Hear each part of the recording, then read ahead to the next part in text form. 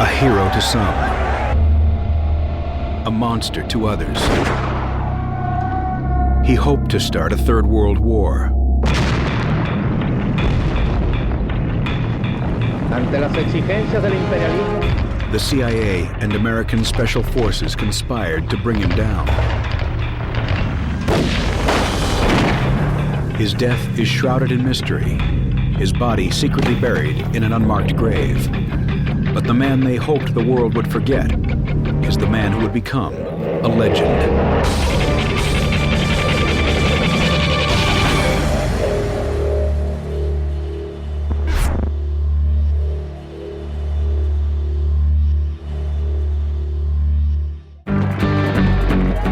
He's a man lionized by youth and revolutionaries around the world.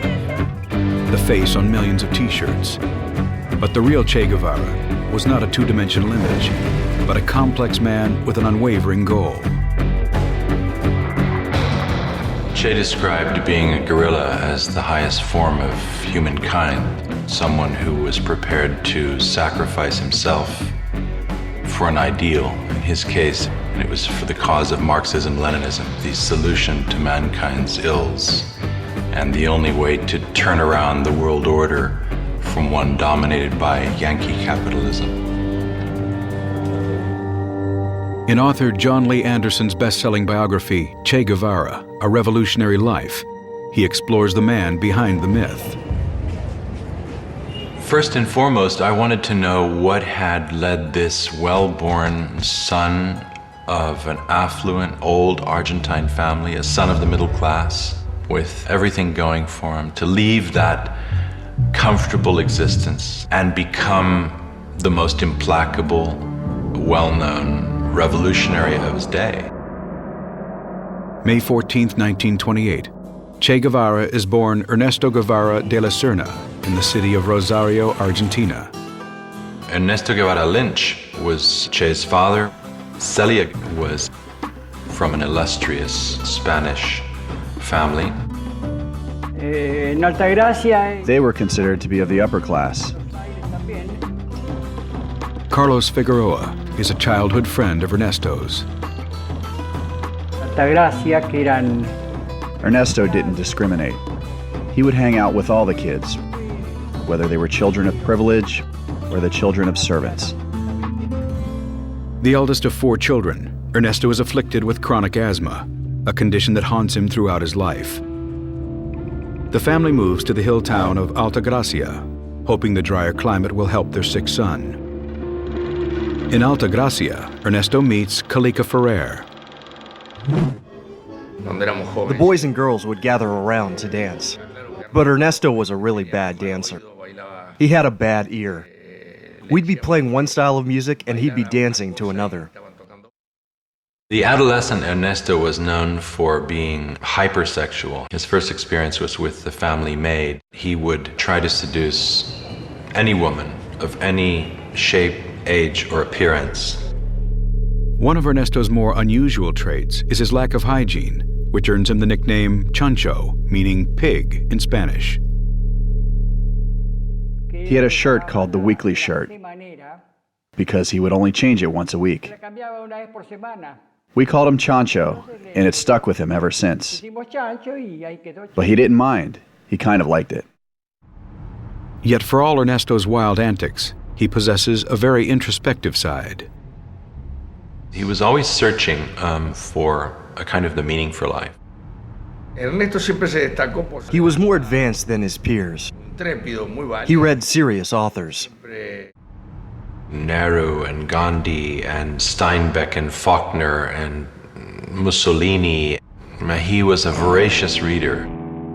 Though he enrolls in medical school, Ernesto's true education comes from the trips he takes through undeveloped Latin America.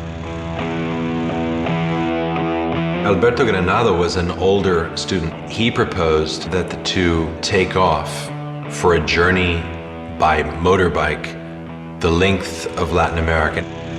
It was a quest to look beyond the privileged confines that were his birthright.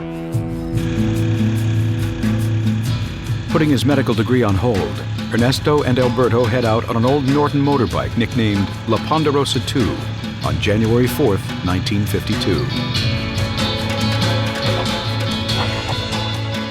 All we could see was the dust on the road ahead and ourselves on the bike, devouring kilometers in our flight northward. They traveled down to Patagonia and across to Chile, where La Poderosa finally gave out. Ditching the bike, they travel on foot and hitch rides on the back of trucks, heading for the interior of Chile. They traveled up to see the world's greatest open-pit copper mine, Chuquicamata, which loomed large in the imaginations of Latin Americans in the time because it was US-owned and run. It was this notion of the kind of monstrous capitalist enterprise exploiting the local workers. American companies like Anaconda and Kencott monopolized Chile's mining industry. American companies went to Latin America for two reasons: cheap raw materials and cheap wages.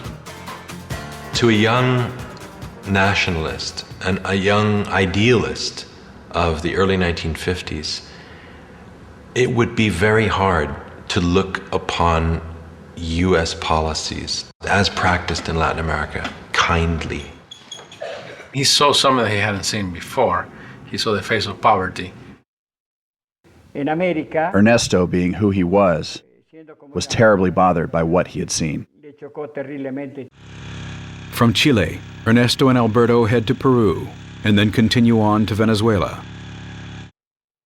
After 7 months on the road, Alberto decides to stay in Venezuela, while Ernesto returns home to Buenos Aires to complete his last year at medical school with a new social conscience. All this wandering around, or America with a capital A, has changed me more than I thought. When he finished medical school, he said, "See, you thought I couldn't do it, but I graduated. So pack your bags, because we're going to be leaving soon." Ernesto and Calica head for Bolivia. Along the way, they meet other young travelers. They were students. They had invited us to see Guatemala. Ernesto is intrigued by the students' political fervor and the situation in Guatemala, where President Jacobo Arbenz is attempting to bring about a social revolution through land reform. Arbenz was intent on nationalizing the unused land of the major U.S. banana and fruit companies, particularly United Fruit. Of course, United Fruit was a company that had very close ties to the Eisenhower administration. The Secretary of State, John Foster Dulles, had been on the board of United Fruit. John Foster Dulles was the brother of Allen Dulles, the director of the CIA. United Fruit paid a very skilled public relations specialist to kind of whip up a frenzy about the threat of communism in this small, impoverished country of Guatemala. December 24th, 1953. It is amid this charged atmosphere that Ernesto first arrives in Guatemala. Soon he is introduced to a Peruvian woman named Hilda Gadea. Hilda immediately became besotted with him. She had even went to the point where she pawned some jewelry in order to keep him in his hostels. And eventually they began sleeping together. Hilda introduces Ernesto to followers of a 26-year-old Cuban lawyer named Fidel Castro. He had led an attack on the Moncada military barracks, the second largest military garrison in Cuba, in an audacious attempt to overthrow Cuba's president, General Fulgencio Batista. Many of the people that attacked the barracks, a lot of whom were students, former students, workers, organizers, a lot of them were killed, tortured, killed. The ones that survived, including Fidel Castro and his brother, were sentenced to prison. Castro is serving a 15-year sentence, but Ernesto is deeply impressed with his men. Unlike his Cuban friends, Ernesto is not committed to any cause or ideology, but the ouster of Guatemala's President Arbenz changes his view. The first CIA-sponsored coup in Latin America took place in Guatemala in 1954. And essentially the army got scared and told Arbenz that he had to resign, and he did. Castillo Armas is placed in power on June 27, 1954. He's seen by many as an American puppet. He begins arresting suspected communists and anyone connected to the old regime. Threatened with jail and possibly execution, Ernesto takes refuge at the Argentine embassy. He came away convinced that the United States was, as he famously later called it, the enemy of humanity. Jacobo Arbenz Guzman succumbed before the cold, premeditated aggression of the USA, hidden behind a smokescreen of continental propaganda. Ernesto now considers himself a Marxist. Communism seemed to offer a way forward and a ready-made ideology for the kind of new society that could rise from the ashes of the old. Ernesto Guevara, he left Guatemala a very radicalized individual, looking now for a revolution he could fight in. September 1954. Like many other leftists, Ernesto heads for Mexico City, where former President Cardenas had successfully nationalized its oil fields in the 1930s. Mexico had a historic standing as one of the countries on the flank of the United States who had stood up to Yankee imperialism at the turn of the century. Ernesto reconnects with his Cuban friends and is introduced to Raul Castro. After serving 22 months in prison for his role in the Moncada siege, he has come to Mexico City to try and rebuild his older brother Fidel's organization. They liked one another. He was a Marxist, as opposed to Fidel, who was still in prison. Succumbing to international pressure, Batista releases Fidel Castro after having only served a 2-year sentence. He also heads for Mexico City. This was a person who had tried to overthrow a dictatorship by the force of arms, and what a lot of people consider almost like a brazen, crazy attack on the Moncada barracks. Now he was exiled from his homeland, and guess what? He was organizing to try and go back and do the same thing. Where Ernesto is reserved, serious, a communist, Fidel Castro was none of these things. He'd gotten into the rough and ready politics of his day and had positioned himself as a patriot and nationalist. He was not yet a Marxist-Leninist. August 1955. Eager to meet the man who had stirred such passion in his followers, Ernesto asks Raul to arrange a meeting. The meeting lasts all night. Political occurrences having met Fidel Castro, a Cuban revolutionary, a young man, intelligent, very sure of himself, and of extraordinary audacity. I think there is a mutual sympathy between us. They share many of the same ambitions and the same nemesis, the United States. Ernesto is invited to join the July 26th movement, named after the date of the Moncada siege. The only non-Cuban in the group, he signs on as troop doctor and is given the nickname Che. Argentines say che when they talk to one another. It's an old term meaning, hey, you. And so they began calling him Che. Hilda had been left behind in Guatemala. She now joins Che.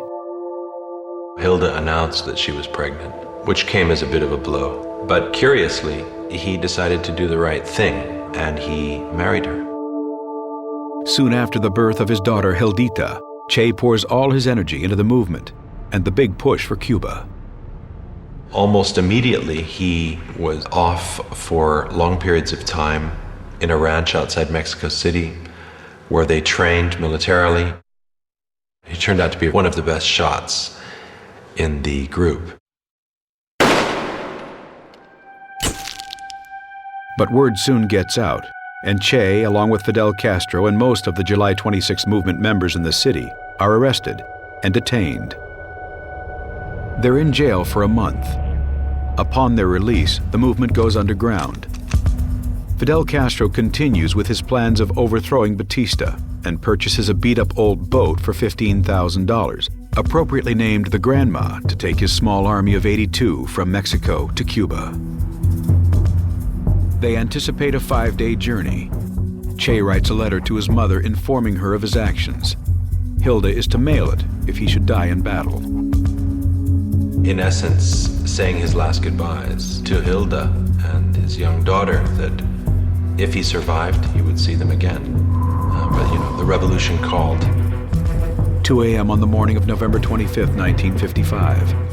82 men board the Granma. With our lights extinguished, we left the port of Tuxpan amid an infernal mess of men and all sorts of material. Fidel's words began to take on reality. In 1956, we shall be free or we shall be martyrs. His cause was revolution in Latin America. The next objective was Cuba, to liberate Cuba. And he had ceased to call himself Ernesto Guevara. He had become Che.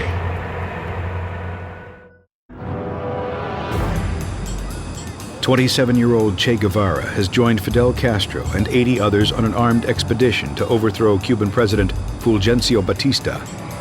On November 25, 1955, the small army boards an old boat named the Granma and heads for Havana. 90 miles off the Florida coast, the island of Cuba is enjoying benefits from its booming tourist industry. Havana was the whorehouse of the Caribbean. It was a place where Americans went on dirty weekends. There were live sex shows, showgirls. It was full of prostitutes, drugs. It was a carnival atmosphere to which a lot of American tourists flocked. And there were some very positive aspects of it, but there was another Cuba, and the other Cuba was a Cuba that was basically run militarily by dictatorship. Although the Eisenhower administration supports Batista, most Cubans consider him a ruthless dictator. Fulgencio Batista was as much of a thug as ever governed a Latin American country. He was somebody who was considered beholden to U.S. economic interest, to the interests of the U.S. mafia in Cuba. The 7-day passage aboard the Granma has been turbulent. The entire boat took on an aspect both ridiculous and tragic. Men with anguished faces, holding their stomachs, some with their heads in pockets, others lying in the strangest positions, immobile, their clothing soiled with vomit. It was an unmitigated disaster. They lost their bearings, they lost a man overboard, later saved him. When they eventually reached the coast of Cuba, they landed in the wrong place. They arrive in Cuba 2 days late and in broad daylight. As the old boat approaches Las Coloradas Beach, they hit a sandbar. Foundered and had to stumble ashore into a marsh. Before the troops have a chance to regroup, Batista's Air Force attacks and sends Che and the rest of Fidel Castro's men fleeing.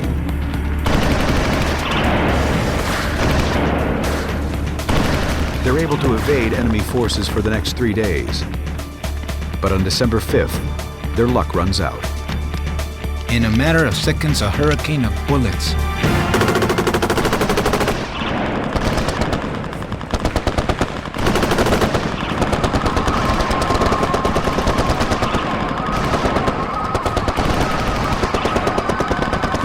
This only added to the Dantesque and grotesque scenes around us. A stout guerrillero trying to hide behind a single stalk of sugarcane. And another, without really knowing why, crying out for silence in the midst of a tremendous uproar. More than 2/3 were massacred immediately. Che was wounded in the neck. He had to make a split-second choice between taking with him his rifle and ammunition or the first aid kit. He left the first aid kit and took the ammunition. When Che finally reunites with Fidel Castro and the others, he's shocked to see how small the group is. Only 17 of the original 82 men on board the Granma, amongst them Che and the Castro brothers, Fidel and Raul, were amongst the survivors. The invasion was such a disaster that news reports initially sent out the news that Fidel and Che had died. Fidel Castro, Che, and the others regroup and move towards the Sierra Maestra mountain range. The Sierra Maestra was the mountain range nearest the coast where they landed and where Fidel planned to base his guerrilla movement. The Sierra Maestra is home to renegades, smugglers, and a hardy peasant population. Neither were I or the other farmers in the area aware that there was a revolutionary movement taking place. It took us by surprise. I knew nothing about politics. 16-year-old Dariel Ramirez, nicknamed Benigno, works on his father's farm in the Sierra Maestra. They arrived at my home to ask for food, and we gave them some. But I didn't help them because I sympathized with them. I helped them out of fear of repression. The strangers in the mountains are viewed with suspicion. Who are these bearded, smelly strangers with guns making a noisome intrusion into their lives? Fidel Castro tries to convince the peasants to side with him and his men. He decided to impress upon the peasants that he would bring about an agrarian reform. And he did that by basically stealing a bunch of cows from landowners and liberating them and handing them over to the area's peasants. That was a fairly popular move. Castro decides it's time to make the rebel presence felt and plans for an attack on an army outpost in the area. Che is heading for his first battle. On January 22, 1957, the rebels stage an ambush on an army patrol.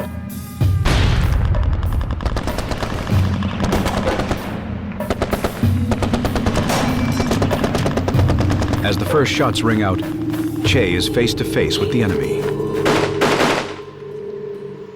He shot him when he saw him drop, and he seemed to be gauging his own reactions to see how he felt about it.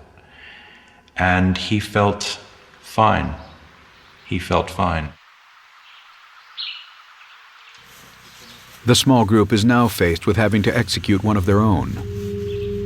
A traitor, a man called Eutimio Guerra, one of their first collaborators, was discovered to be a spy.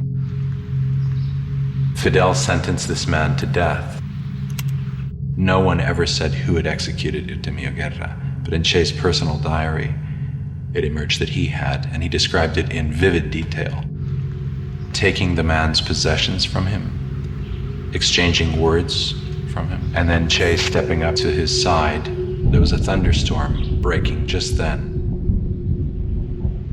and placing a revolver at his temple and blowing his brains out with a .25 caliber revolver. Che inspected the entry and exit wound, very much the doctor writing down that he had slept fine with what he had done. From that moment on, Che changed. War is harsh, and at a time when the enemy was intensifying its aggressiveness, one could not tolerate even the suspicion of treason. I don't know the final tally of execution victims of Che Guevara, but it was certainly dozens.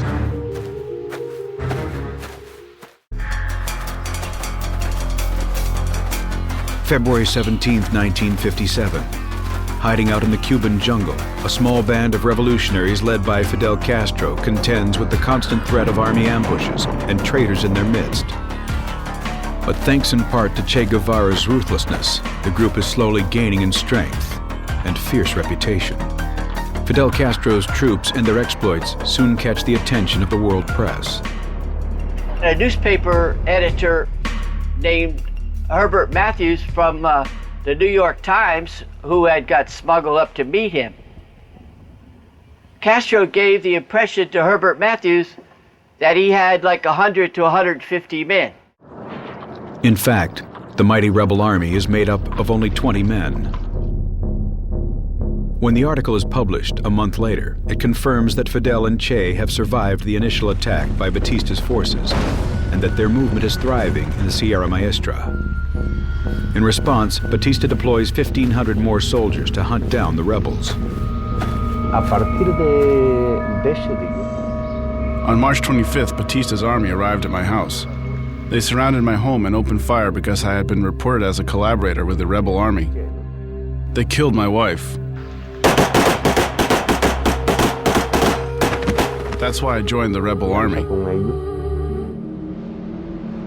Meanwhile, July 26th urban members sign up reinforcements. One of the new city recruits is Chuck Ryan, a 19-year-old American attending high school at Guantanamo Bay, where his father works as a U.S. Marine Corps medic. We had a large society with the Cubans. We were all friends, and we went to their weddings and their baptisms and things like that. Well, I offered to help them to get gun supplies to fight against the dictatorship. Soon, Chuck and 2 other teenagers from Guantanamo are invited to join the rebels. So we talked about it and settled a few things and left letters for our parents. The American teens, along with 50 other new recruits, are taken into the Sierra Maestra. One of the first people they meet is Che. I think that the real reason they sent Che was those men that we came with, many of them were very ill because it took us 30 hours of walking to get up those hills with those packs. There are other American volunteers. One of them is 18-year-old Don Saldini. Whole rebel army, including Fidel, Che, Raul, and my group, was estimated to consist of 300 men. Life within the rebel camp is not easy.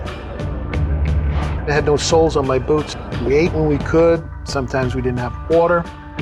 We marched for a couple of 100 miles over the mountains. I was plagued with dysentery and what have you. In the jungles of Cuba, the rebels are vulnerable to all types of health problems, which Che treats. We would get large infected mosquito bites on our legs and things. And he would come over and take the scabs off and put sulfa powder on there. Men were pretty scared of being treated by him. They called him Doctor Sacamuelas, tooth puller. He was pretty rough. He was not known for his delicacy. Along with his doctor's duties, Che proves himself repeatedly on the battlefield. It's been said, in more hands-on fashion than Fidel. Che was a true model in front of us. While Fidel looked for a place of refuge to hide himself, Che was bare-chested. He always rushed to the front lines during battles. His willingness to confront death, to take life, to risk his own life, came together to form a charisma that was highly unusual and which gave him an almost legendary reputation. And he emerged as a man which others feared and also respected and admired. Seeing how well Che conducts himself in battle, Fidel promotes him to commandant on July 12, 1957, and gives him his first military command of 75 men, known as Column Number 4. The vanity which we all have in us made me the proudest man in the world that day. There were those who fell under his leadership and charisma, and particularly very young boys, you have to call them, 15, 16-year-olds. Some of them were runaways who became his disciples, and they became known as Los Cachorros del Che, Che's cubs. He was everything to them, an older brother, a father, a guerrilla leader, an instructor, very much the ideologue. He gave them literacy lessons. He wanted them to read and write. Others do their best not to attract his attention. He could punish someone for 3 to 6 days without food for something minor. This character and furious discipline of his makes me believe it was fear that we had of him. We feared that he would impose upon us a punishment. By October, Che has a new base in La Mesa. With this freedom, Che starts to organize the area, starting an armory, bakery, butcher shop, and even a newspaper called El Cubano Libre. By February 1958, they are broadcasting messages on their own radio station, Radio Rebelde. Not all the guerrillas know they are fighting a communist revolution. If Fidel had told us that it was a communist movement, all of the recruits would have abandoned him, for sure. There was a lot of concern about Castro's power and rhetoric and who he was. He was a bit of a mystery at that time. The CIA and the U.S. military continued to give Batista weapons. The Sierra Maestra swarms with Batista's troops, yet the rebels maintain the upper hand, having gained enormous support from the local population. Batista's army was on the ropes, and it was to Che that Fidel looked to take the war to the north. After 18 months in the Sierras, it's time to expand the war to the other parts of Cuba.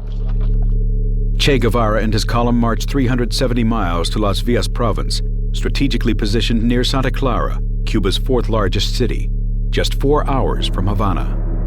In late 1958 that he met Aleida March. She was a supporter of the July 26 movement. Aleida had smuggled weapons and messages from the cities to Che's camp. But on one such mission, her cover is blown. She ended up staying in the mountains and joining Che. And in the course of the coming weeks, as they left the Escambray to do battle against Batista's army in the towns around Santa Clara, they became lovers. Meanwhile, the guerrilla war intensifies.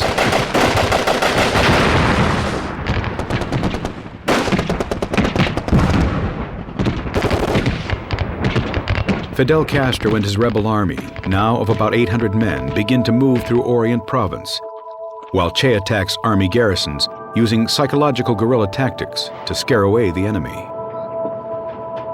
Monday, at 1 in the morning, one rebel went and took one shot into the garrison and got, of course, this massive firepower response.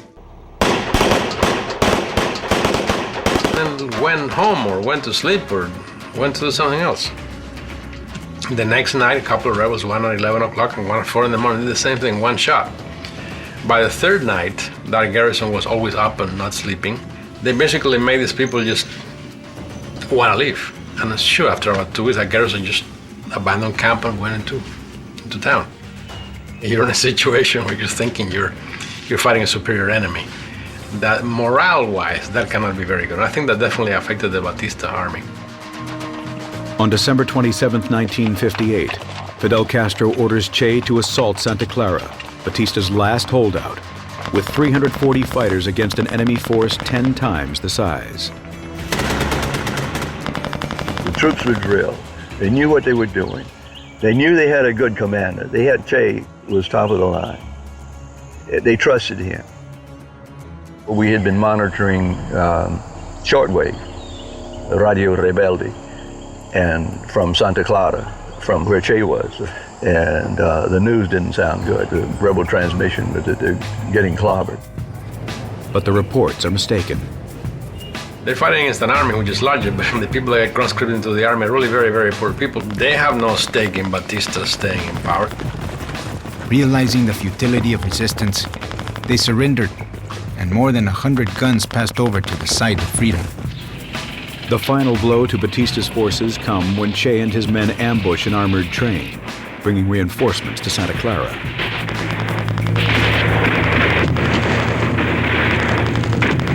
On December 31st, 1958, Batista fled Havana with his entourage and several millions of dollars in cash. As news of Batista's departure spreads, troops begin to surrender.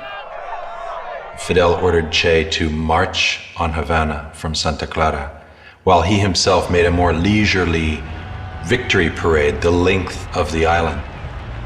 32-year-old Fidel Castro and his rebel army arrive in Havana on January 8, 1959. Today, all eyes, those of the powerful oppressors and those of the hopeful, are fixed on us. Che's dream is for a united socialist Latin America, a new world order that will not sit well with the United States. To attain it, Che will spread revolution across the continent. But first, more blood will be shed.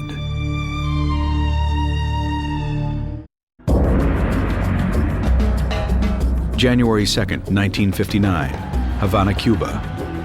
After a 2-year hit-and-run war against the forces of Cuban President Fulgencio Batista, a guerrilla force led by Fidel Castro and Che Guevara has now gained control over Cuba.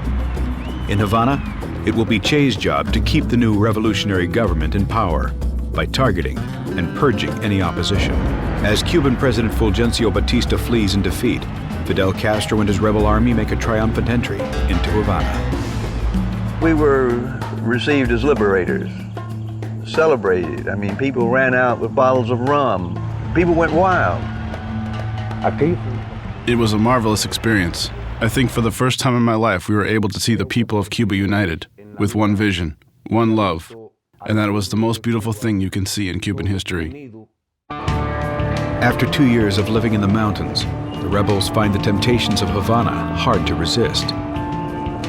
Che had to issue stricter orders on the behavior of his young men who, arriving in Havana for the first time, finding all of these beautiful young women, in essence throwing themselves at them. It was, as Aleda described it to me, something of an orgy taking place, particularly in the bushes below the great statue of Christ. Che's wife Hilda had not seen him since the guerrilla campaign began 2 years earlier. She flies to Havana with their daughter, unaware that there is another woman in his life. And immediately he told her that he was no longer in love with her and he wanted a divorce. Che was married to Aleda just a couple of months later in a small ceremony with Raul Castro acting as one of his witnesses. As Che puts his personal life in order, Fidel Castro begins to implement the first major changes in Cuba. Well, in the beginning, most of the population was expecting a change. Castro, always when he was in the mountains, he promised free election in 18 months. There is not communism or Marxism in our ideas. We will not seize any land from anybody. Yet on February 16th, just 2 months after the rebels' victory, Fidel Castro was sworn in as prime minister, and the elections never take place. Then certain segments of the professional class and the elite and the middle class began to view Fidel Castro and his regime with suspicion. There was a debate that started almost from the day Castro took power about whether he was a communist or not. And part of this debate focused on Che Guevara, who obviously did get on the radar screen pretty quickly of the CIA. Fearing that an alliance with the known communists could jeopardize his position, Fidel Castro keeps Che at a distance. He ordered Che to take over the La Cabaña fortress, which is an old colonial garrison overlooking Havana Harbor and the city. That was where the war criminals were tried. Che orders executions of those found guilty. In essence, carrying on with what he had been doing in the war. Summary trials for torturers, for men accused of war crimes, and carrying out their firing squad executions in La Cabaña. The American guerrilla Neil McCauley had spent several months with the rebels and helped train the soldiers. He is approached by the commander of the firing squad on its first round of executions. I said, look, this is a matter for Cubans. You guys do it. And he said, no, but look, they make a mess of it. We need somebody who's at least going to hit the mark. I was prevailed upon. I didn't mind. I'm glad to shoot these guys. And so I walked out there. I took command of the firing squad. I directed them against him. And this time, killed him. And then the next guy who came up, I took that one too.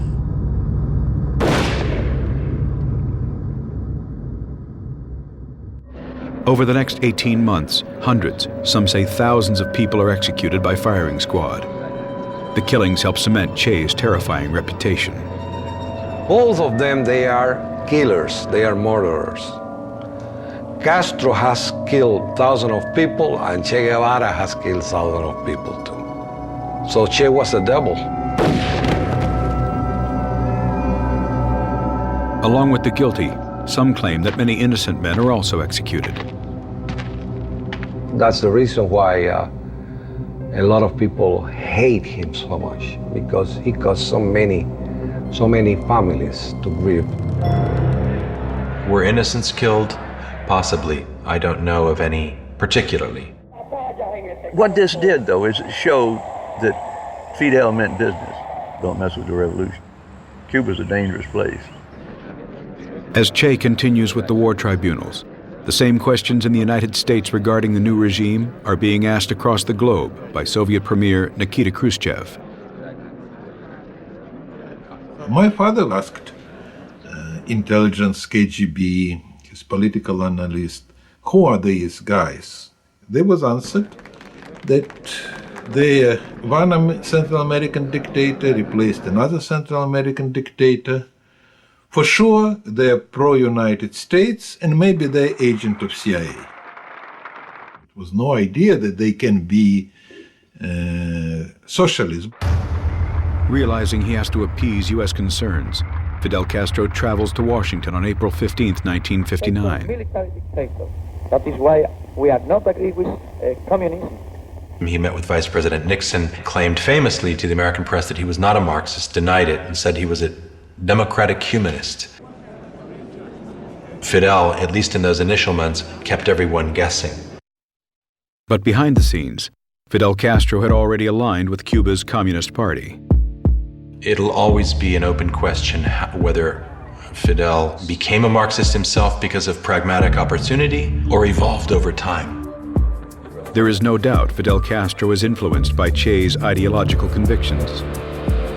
Che was vital in being a sounding board and an advisor to Fidel during the key years in the Sierra when he built up his role as the revolutionary strongman and also in turning him leftward. Fidel Castro shares Che's ideology and determination in changing the course of Cuba. Secretly, he had Che and some of his more radical colleagues meeting and privately drafting the outlines of the future communist state of Cuba. The government begins to prepare for Cuba's agrarian reform law, which calls for the seizure of private property. But before the plan is implemented, Che is sent overseas. So to American spies watching Cuba, and even a lot of Cubans, they thought that, Fidel has marginalized Che. He's gotten that radical out of the way.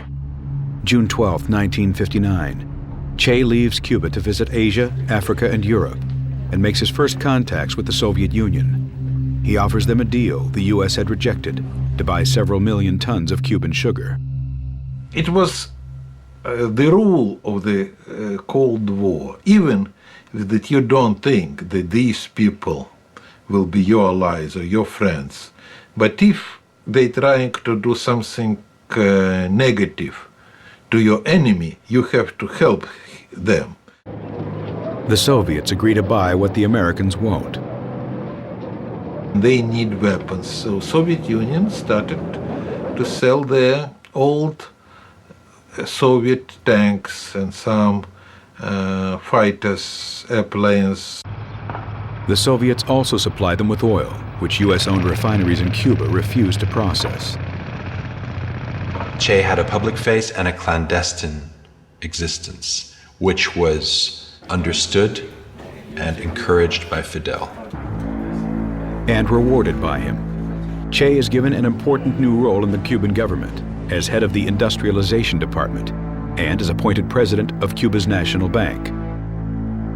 He showed his disdain for the mercantile world and money by merely signing the Cuban bank bills. Che.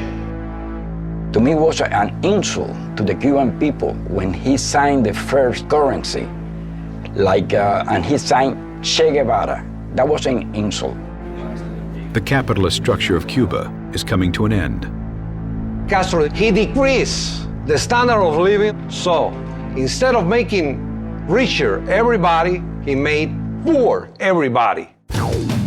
Fidel Castro signs an agrarian reform bill, and on May 7, 1959, the first seizures of large agricultural landholdings are made. The people, they start to see the reality, what's coming on. And pretty soon, the Cubans, they start the exodus to Miami. As thousands flee Cuba, Che takes on an even more radical plan. A favorite argument of Che's was that in order for Cuba to become truly politically sovereign, it had to become economically independent of the United States. And the only way to do that was to sever all economic links with the United States. The United States has billions of dollars invested in Cuba. Everything was owned by the United States. The electricity company, the ports, the mines, the twice-daily airline shuttle to Miami, the television stations. With America's refusal to refine Cuba's oil, Fidel Castro responds by nationalizing all foreign oil companies. In retaliation, the U.S. breaks all diplomatic relations. Less than 10 months later, all U.S.-owned companies are seized. Washington fights back and announces a trade embargo on all exports to Cuba. As tensions rise with the U.S., in Cuba, any opposition to the regime is viewed as counter-revolutionary and a crime. Even the practice of religion is frowned upon. Several dozen Catholic priests are expelled from the island. Over a Bible, they promise to fight until we had Cuba free or until death.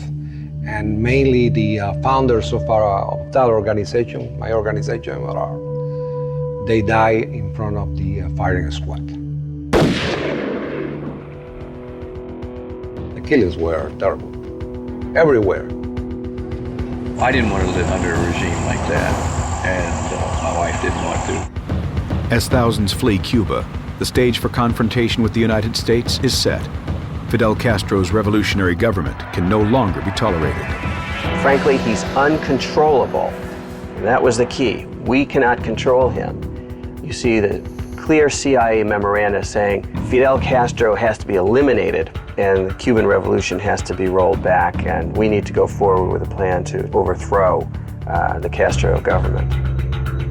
As Che Guevara's vision for a socialist Cuba becomes a reality, President Eisenhower meets behind closed doors. The time for action has come. A secret war is about to begin.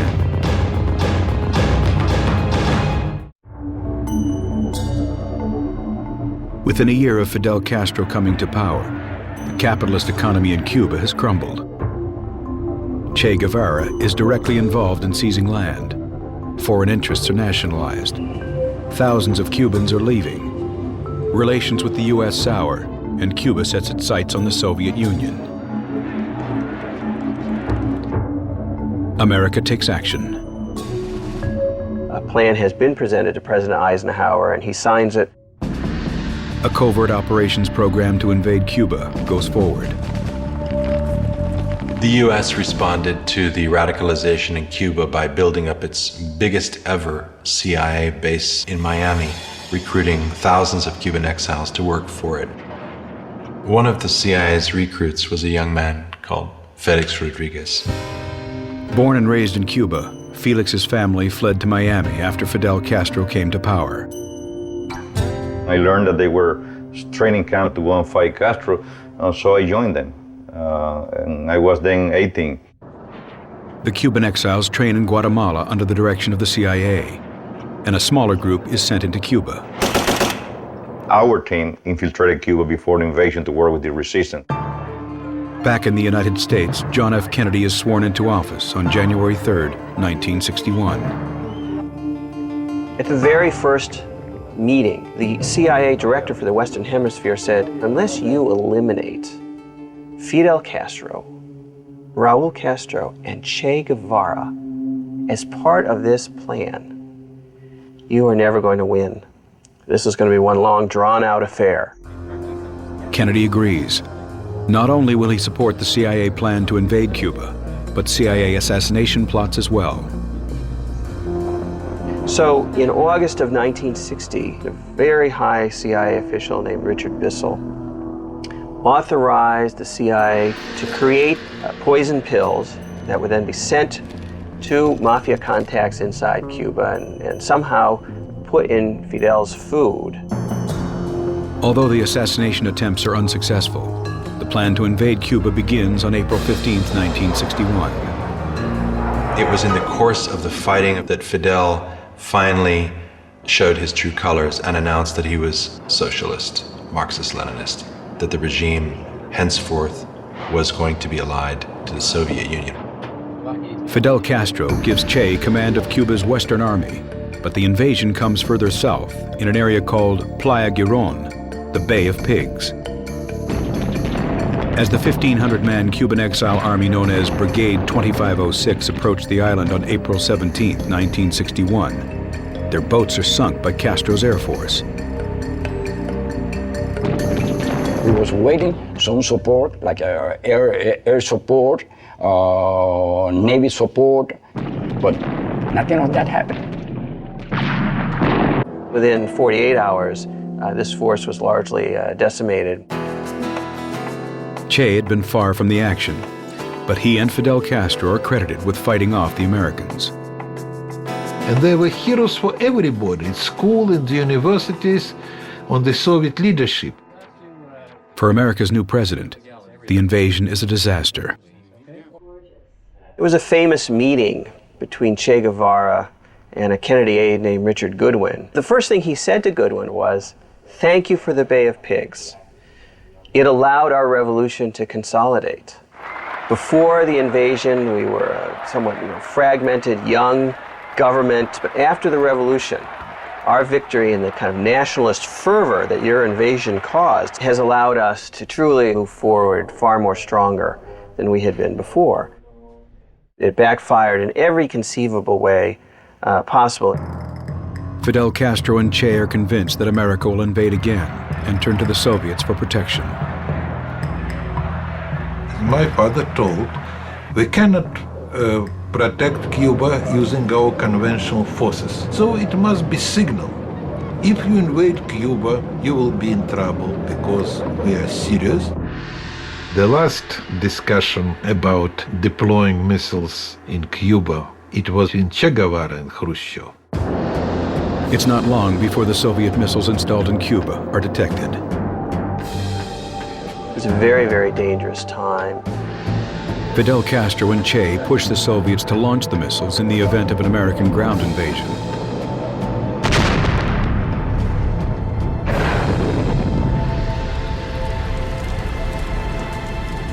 Castro was so aggressive that Khrushchev totally cut him out of the loop on these negotiations. Without consulting Castro or Che, Khrushchev makes a deal with Kennedy. American would never invade Cuba. We will take our missiles out. To Fidel Castro and Che, it is an act of absolute betrayal. I mean, it was Che who was the first Cuban official face-to-face with a Soviet official to kind of basically read the Soviets the riot act. Disillusioned with the Soviets, Che realizes he has to establish other strong left-wing partnerships. He finds what he's looking for in China. You have the extreme revolutionaries, Maoist, and Che Guevara, he belonged to this extreme. Che is impressed by Mao Zedong's plans to take China from an agrarian society to a modern communist one. Che wants to do the same for Cuba. He has an ideal vision of the new socialist man, one who contributes for the greater good, not personal profit. Now, in our Cuba, work is acquiring a new meaning and is done with a new joy. The idea was to create a new man who was willing to sacrifice himself on behalf of others, to build a socialist paradise through hard work and dedication. He very often even slept in his office. And even famous visitors remark finding him there, sometimes asleep on the floor.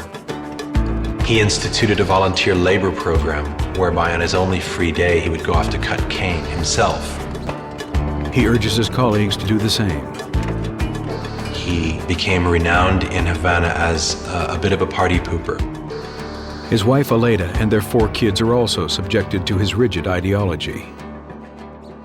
He was austere and severe at home. He refused to let his wife Aleda have the benefits of his ministry car. She had to take the bus. If she was given a gift by a foreign dignitary, she had to return them. Che also has other more adventurous campaigns in mind. Che wanted to focus much more on international revolution. So he began to revive his hopes of extending the socialist revolution to other parts of Latin America as a way to create breathing space, open up a new lung for Cuba in the hemisphere. He began to be seen increasingly by the Soviets as a kind of dangerous radical who was pro-Chinese. They were critical of him with Fidel. Che realizes the situation in Cuba is getting complicated and starts making plans to leave.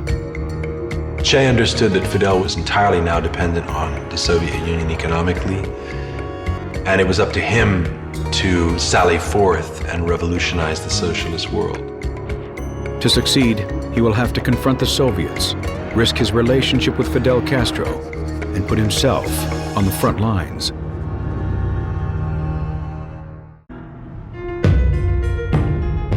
By 1963, Cuba's economy has hit an all-time low. Che Guevara's plans to propel the country forward have failed. His solution is to end Cuba's reliance on the Soviets and spread the revolution around the world. Che became increasingly disenchanted with the way things were shaping up to be in Cuba as a Soviet satellite. August 1964. The Lyndon Johnson administration's attention is diverted from Cuba to Vietnam and the increasing turmoil in Africa.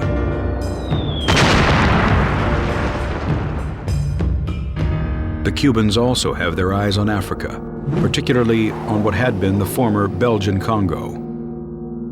The Congo lay at the heart of Africa. It could be a kind of motor or heart for socialist revolution which could radiate outward and liberate the hemisphere. President Kasavubu's government, backed by the CIA, fights a rebel group called the Congolese National Liberation Movement. The CIA creates an army of about, on average, 1,000 mercenaries, half from South Africa and Rhodesia, the other half from Europe. And the Cubans felt that they should go and support the forces who were fighting the United States-backed groups. The impression Che Guevara got was of a revolt that was still very strong and with very committed leaders. With the Congo in mind as a place ripe for revolution, Che heads to New York and the country he has for so long despised. He came to the United States in December of 1964 and addressed the United Nations. Total de los artefactos termonucleares y apoyamos la celebración de una conferencia de todos los países del mundo para llevar a cabo estas aspiraciones de los pueblos. Wearing the green fatigues of the revolution, he criticizes the U.S. involvement in Vietnam and the conflict in the Congo. Next, an appearance on Face the Nation. Che continues to the North African city of Algiers, where he makes a speech openly criticizing the Soviet Union. Che, in essence, broke his sword with the Soviets. When he returns to Havana, Che and Fidel Castro have a closed-door meeting. Having blasted the Soviets, who were, after all, the hand that fed Cuba, having bitten them in the hand, Fidel had to say, Che, I think it's time you go. And I think Che said, I think it's time too. Che hopes he can win back favor by leading a successful campaign in the Congo. The mission is to help support and train rebels in guerrilla warfare. Che had Fidel's blessing, and he essentially disappeared from the domestic political map of Cuba. Che and his men arrive on the Congolese shore of Lake Tanganyika on April 24th, 1965. First of all, in the Congo, nothing was prepared. There was no chief. There were no men ready to fight. In the case of the Congolese rebel leader, Laurent Kabila, he actually visited the front himself only once. Kabila arrived in a speedboat with a couple of prostitutes and several bottles of whiskey. Che's own Cubans almost mutinied on him once they saw the kind of men they were fighting alongside. The few men that were there, when we gave them the weapons, they didn't know what they were receiving. They had no knowledge of weapons or ideology. They didn't know anything. Che hopes he can get the rebels into shape and stages a few successful raids. But loses 6 of his own men in the process. Che had not been seen in almost a year. CIA believed that he had died or might have even been killed when he left Cuba. October 3, 1965, responding to speculation that he had ordered Che's death, Fidel Castro reads a letter Che has written to him. I feel that I have fulfilled the part of my duty that tied me to the Cuban Revolution and its territory. And I say goodbye to you, to the comrades, to your people, who are now mine. I formally resign my positions in the leadership of the party, my post as minister, my rank of commander, and my Cuban citizenship. Nothing legal binds me to Cuba.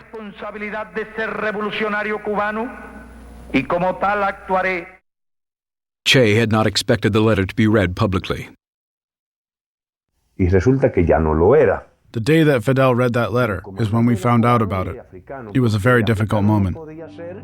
He was neither the Cuban nor African leader. Che himself was going through a very dark period. While there, he received the news that his mother had died. He was very close to his mother, and that was really hard on him. He had turned into a withdrawn man. He didn't talk. He was always alone, sitting on a tree trunk. He was in a bad mood and he spoke very little with us. By mid-October, government forces and mercenaries advance. His camp was nearly overrun. Rebel resistance collapsed. And at the same time, what you have is the decision of the government of Tanzania that they're no longer going to support this war. Fidel urges Che to abandon the mission and bring his fighters home. Their retreat from the Congo was ignominious. That's how he himself described it. They just barely escaped with their lives. Admitting defeat, Che holds up at the embassy in Tanzania and then moves to a safe house in Prague. Fidel sent couriers to him, urging him to reconsider and return. Che refused. He refused to go back to Cuba after having given his word that he would go off and, if necessary, die to lead other revolutions elsewhere. After some time, Fidel told Che that he had brokered a deal with the head of the Bolivian Communist Party for him to go to Bolivia. He jumps at the chance. In Bolivia, Che's plan is to train a guerrilla force to start a liberation war that would spread all across the hemisphere.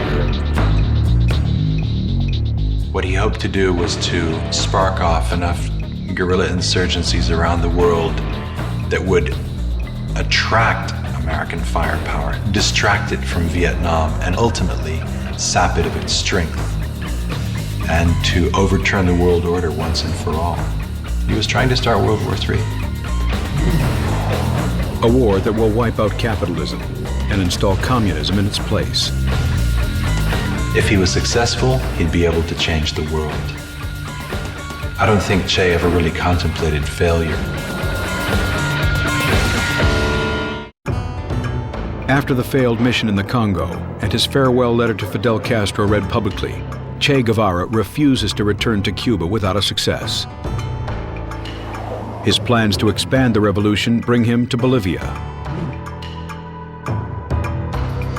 November 1966. Che arrives in La Paz in a convincing disguise.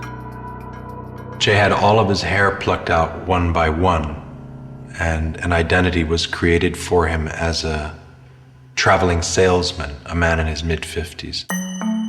He makes his way to a base in Nancuazú, where he meets Loyola Guzman and other members of the Bolivian Communist Party.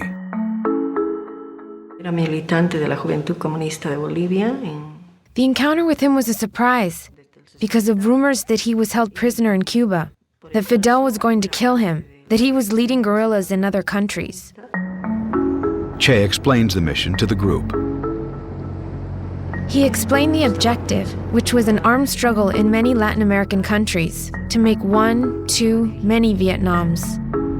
But soon, Che changes the plans.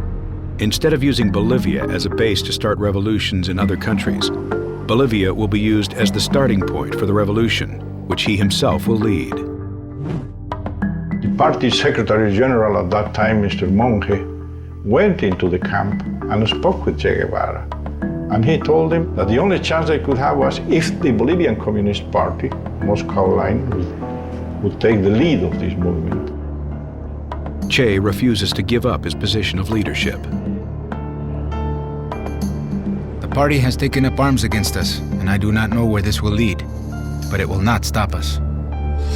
But the loss of support from Monge's group leaves Che with only 24 soldiers. They include some of his old Cuban comrades. By the time they arrive in Bolivia, Che's disguise is well grown out. When we arrived, there was none of what Fidel had promised was there. There was no food, ammo, medicine, or anything. To make matters even worse, the peasant support the movement had so relied on in Cuba is nowhere to be found in Bolivia. We had a land reform in 1952, so every peasant was the owner of his own piece of land. We had a democratic government and we had free press. The Chaco region of Bolivia, where Che has chosen to begin his campaign, is also unwelcoming. There was no vegetation, no animals. There were no farmers. Yet Che continues with his plans. If he could succeed in Cuba, he could do the same in Bolivia. March 19, 1967. Che and his men are joined by a few old acquaintances. They include French Marxist Régis Debray and two longtime supporters of the revolution, artist Ciro Bustos, and a former East German spy and suspected KGB operative named Tanya. Firmly committed to the communist cause, Tanya is the only link between the guerrillas and the outside world. Tanya was the one who searched for everything before starting battle, from clothes, shoes, food, ammo, and everything. She quickly mobilized and got everything. She reached the highest levels of the Bolivian government. But on one trip to the jungles, her cover is blown. Tanya is forced to stay with the guerrillas, but for some, the conditions are too difficult. The first informations came from deserters, but that confirmed the information about foreigners in the region, armed and with the intentions of creating a guerrilla force. The army sends a patrol of 40 men into the area. And that patrol was ambushed by the guerrillas. And on the 10th of April, we had another two ambushes. Two patrols were ambushed again by the guerrillas. Che decides to split the group in two. A rebel leader named Joaquin will take the rear guard, while Che joins the vanguard. He instructs Régis Debray and Ciro Bustos to try to get a message out to Fidel Castro. In their attempt to do so, they're captured and taken prisoner by Bolivian armed forces. Sergeant Miguel Arroyo interrogates them. Bustos practically spoke voluntarily because he was very worried. We gave him food and he talked. Bustos drew images of the Cuban guerrillas without naming them. And that's when they were able to see Guevara's profile, with the beard and his pipe. Régis Debray confirms Che's identity. When he resurfaced in Bolivia in 1967, you see the CIA intelligence reports saying, well, I guess we were wrong in thinking that he might have been dead these last several years, because it appears that he's alive and well and promoting revolution in the jungles of Bolivia. The CIA sends a couple of agents to Bolivia in June 1967. One of them is Felix Rodriguez, the man who at age 18 had trained for the Bay of Pigs and had volunteered to assassinate Fidel Castro and Che. The Bolivian government was sure that he was trying to promote the guerrilla in the area. With evidence of Che trying to start a guerrilla war in his country, Bolivian President Barrientos starts a propaganda campaign against them. They would say that if we went out, we would be mugged and raped by guerrilla fighters. That's what would be rumored.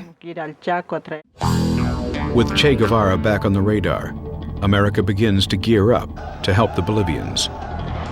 It is absolutely clear that the CIA made this number one priority in the summer of 1967. Lyndon Johnson was monitoring day by day the progress that was being made in tracking down and eliminating the great revolutionary Che Guevara. A legacy of Kennedy's presidency is the creation of an elite counterinsurgency group known as the Green Berets. They're deployed to Bolivia.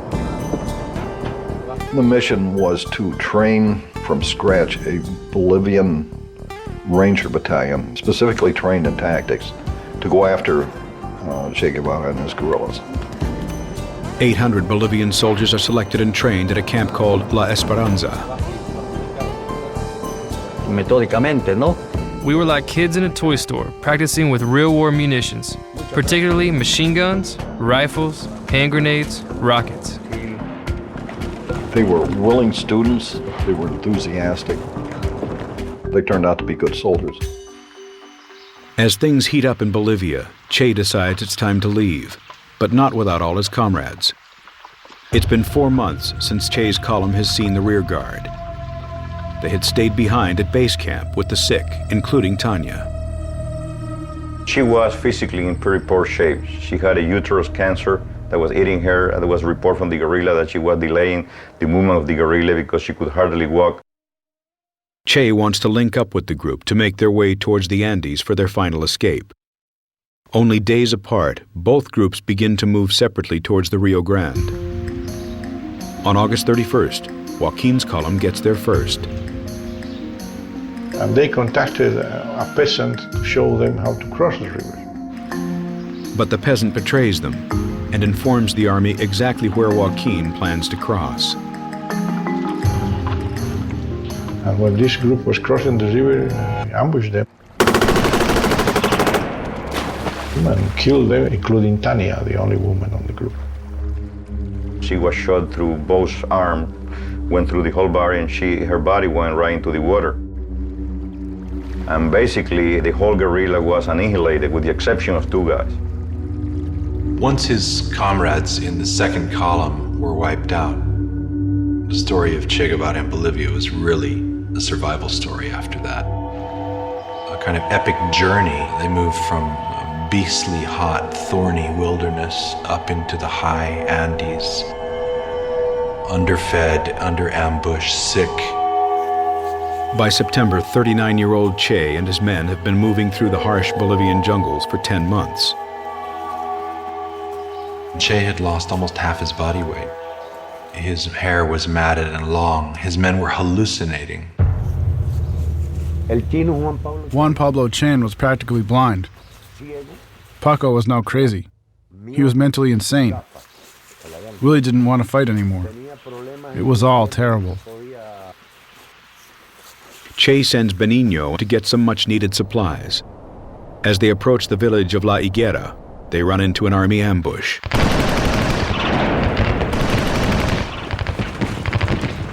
We automatically went from 22 men to 17. We lost 3. They got me. The bullet entered here and stayed here by the medulla. I was able to return to where Che was located. Wounded, sick, and exhausted, the guerrillas move slowly through a ravine near La Higuera. On October 8th, they're spotted by a local farmer who reports back to an army officer. The 2nd Ranger Battalion is immediately deployed to the area. Everyone had to get their weapons and get ready. One of the columns was so large that it had 650 soldiers transporting during the night. So I got about 70 men with me and went down to La Higuera and from there to the ravine. As the Bolivian Rangers descend the mountains, Che realizes he and his men are trapped. They'll have to fight their way out. We received 5 from the guerrillas. 2 soldiers were killed. So we started fighting.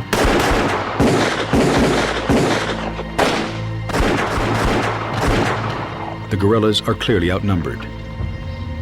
Some of the guerrillas were killed. Che himself was wounded, and his rifle was literally shot out of his hand. He was incapable of firing it.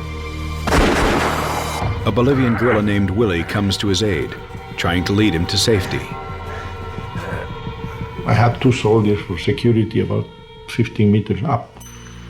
They had seen these 2 guys trying to get out of the ravine, coming slowly, and they waited. They were right up to them. The two guerrillas have nowhere to run. One thing that caught my attention was he was carrying a small pan with 6 eggs. He was very careful with these 6 eggs, probably because he was going to his food for the next days. No? So I asked him, "Who are you?" And he said to me, "Look, I am Che, and I'm worth more alive than dead." It has taken an army to catch him, but Che Guevara has finally been caught. The Bolivians are hungry for blood, yet the only ones who can save him are the ones who Che hates the most.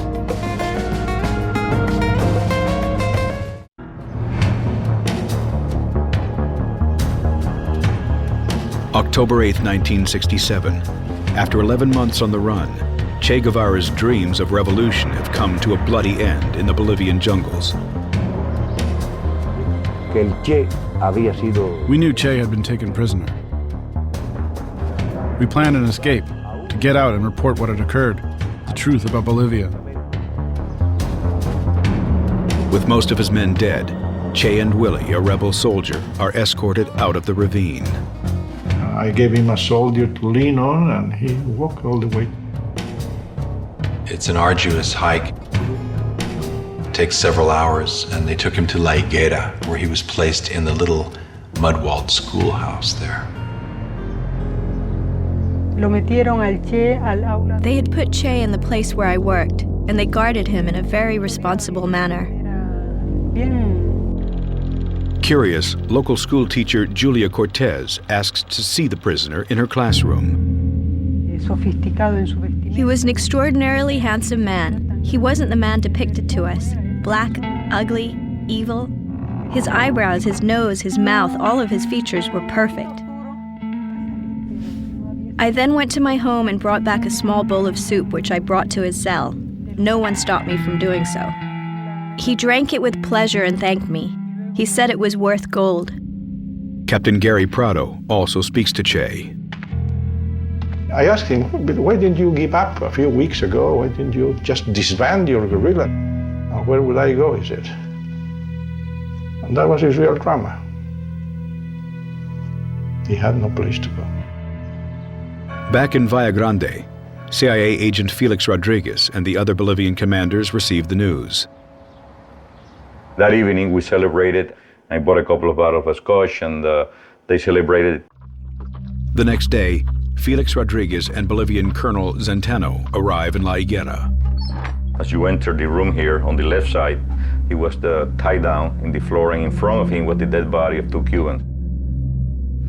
He has lost. He looks like a beggar. You feel sorry, pity at the way he looked. He was a total disaster. Colonel Zenteno tries to question Che. Colonel Centeno was the one who did the talking. I just stood there with the other officer, and he started asking questions to Che, and Che would not answer him. Until Centeno got mad and said, "Well, you are a foreigner, you came to my country, least you can do is answer me." And he would not answer him. So he left the room. Felix sends a message that Che Guevara has been captured. The message has to be routed via CIA stations in various South American nations. It will take hours for the message to arrive in Washington. Felix returns to the schoolhouse to see if Che will speak with him. Whenever I tried to touch tactical interest to us, how many people he had with him, where he had come from, he will smile to me and say, "I cannot answer that." A lot of time, to be honest with you, I was not even paying attention to what he was saying. My mind was running the image that I have seen him so many times next to Mao Zedong and the Soviet leaders and the uniform and the way he looked at that point in time. It was quite a striking situation, a unique situation, really. Felix takes Che outside and poses with him for a photograph. And at that point in time, I felt that, his life was going to be spared. A short time later, gunshots ring out from the schoolhouse. I thought they had shot Che. So I run back, I open the door, and he looked at me, I look at him, and then I run to the next door, and then I saw Willie, who was, just dying at that point in time. And then the soldier who shot him told me, "Mi Capitan, he tried to escape," which is ridiculous. He received order to execute him. Later that morning, a message comes in from Bolivian High Command in La Paz to the highest-ranking officer on site. Colonel Centeno was in the field, all the captains were with him, and there were only 2 lieutenants and myself. I had the rank of captain in La Higuera, so they called me. The Bolivians had a numbered code. We knew from advance that 500 was Che, 600 was dead, and 700 was to keep him alive. So I asked them to repeat it, that they confirmed there was 500, 600 from the High Command, and that's why I received the order 500, 600. Colonel Centeno returns to La Higuera. Felix talks to him about reversing the order. Colonel, there are orders from your command to eliminate the prisoner. The order from my government is to try to keep him alive at all costs, and we have helicopters and mobility to move him out of here to Panama.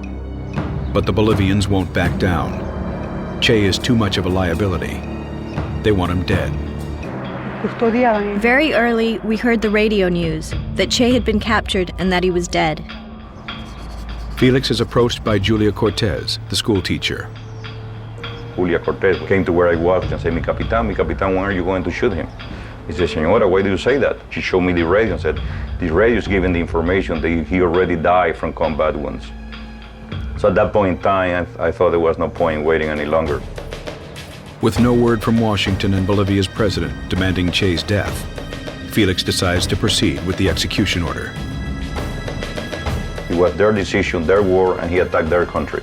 So it was their responsibility, and I should not interfere with that and let history continue its course.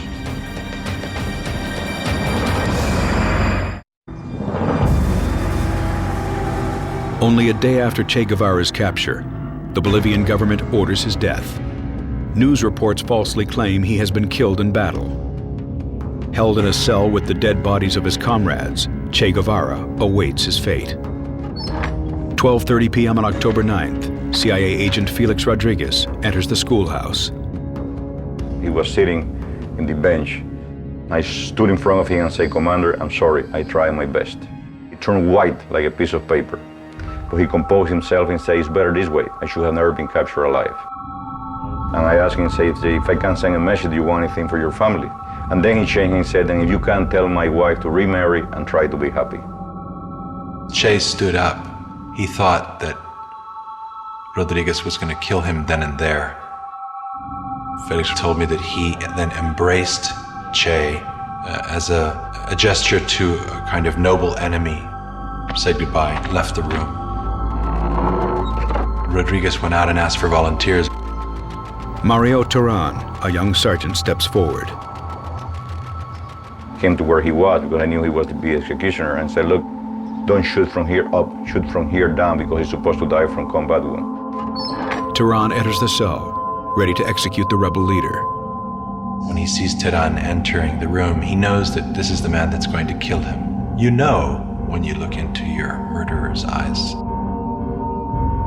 He knows he's about to die. When Turan came in, he said, shoot, coward, you're only going to kill a man. In other words, you're not going to kill my ideas. Turan fired several bursts into Che, and the first seemed to have hit his arm. Che fell on the ground and bit his hand hard to avoid crying out. And then Turan finished him off with another burst, something like 9 bullets that entered his body. The fatal bullet entered his thorax, and he asphyxiated on his own blood. Captain Gary Prado and Captain Sergio Torrelio came down, and we all came into the room. And then Gary Prado said, Mi Capitan, I think we have finished with the guerrilla in Latin America. He wasn't even put in the helicopter, he was just tied to it. I saw it with my very own eyes. He was tied on with a rope. Before the helicopter leaves, a priest steps forward. He gave the last benediction. He's the man who is an atheist, who doesn't believe in God, and he did receive the benediction of the Catholic Church. Che's body is flown to the local hospital in Valle Grande. People from miles around come to view the body. One of them is local portrait photographer Rene Kadima.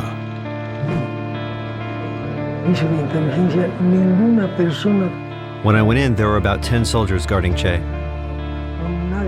I got on top of the washer to get a good angle, kneeled a bit, and took one of the best pictures circulating the world, I'm told.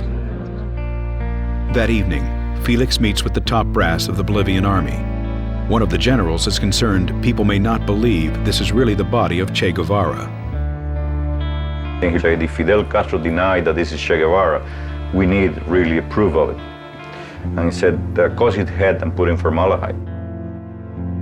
He said, you are a head of a state, you cannot present the head of a human being as a proof. So he said, Colonel, cut both hands and put in formaldehyde. So they cut both hands at this level. Che's hands are sent to Cuba as proof that he is dead. It was the next day when Che's body disappeared. Che's body, along with his dead comrades, have been secretly buried in an undisclosed place. It was a combination decision between the Bolivian president, the CIA, and the generals on the ground there. The idea was to deny Che a burial place where his followers would find him and be able to render tribute to him. October 18th, Fidel announces Che's death to the people of Cuba. When I heard that Che had died, I didn't believe it. I didn't think it was possible. Around the world, people demonstrate in protest against his execution. In death, Che's legend grows. His face has come to be the quintessential icon for youthful defiance of the status quo. Che's burial site remains a mystery for 28 years, until author John Lee Anderson uncovers the truth. I had an interview with the retired general, Mario Vargas Salinas, and it occurred to me, almost in passing, just to ask him, so, where's Che's body? Which I knew to be a military secret. And much to my shock, he sat back down and said, well, look, I've been wanting to tell you about that. And he told me. The remains of 7 bodies are found in Valle Grande. And I'll never forget going to this pit, and they just told me under their breath, they said, John Lee, that's him. You're aware that you're looking at a crime scene that an entire state had tried to cover up. And so you feel history just wash over you. And I felt great about revealing that history. Che and the others are finally laid to rest in a tomb in Santa Clara, Cuba, on the 30th anniversary of his death. His beautiful martyrdom helped play out in nurturing and encouraging future generations of revolutionaries in Latin America and elsewhere. Yet Che's only real success as a revolutionary had been in Cuba. The problem is that he failed, and none of the things that he wanted to change have been changed yet. Most of the people that had contact with Che Guevara and helped him in any sort of a way really paid the consequences. From the whole group in Bolivia, only 3 of us survived. 3 of us Cubans. I am in part glad that Che did not live to see all the things that are now going on in Cuba, because he would die of a heart attack, rage and disgust. Benigno now lives in exile in Paris and is considered a traitor in Cuba. Che is still remembered in Bolivia. Its socialist president, Evo Morales, is a critic of the United States. If we had a Che Guevara today, we would easily be undergoing huge transformations. His principles for life, sovereignty, for Latin America, for the people, it is these principles that we share and take with us as we go forward. Now is when we need a Che. Not so much for the armed force, but for the defense of humanity. Nobody talks about guerrilla warfare anymore today. It's all terrorism. It's not Che Guevara, it's Osama bin Laden and people like him. Che was almost a purist. He didn't agree with terrorism. There were no car bombs in Che's world of war. There were no suicide bombers. There was the idea of noble sacrifice.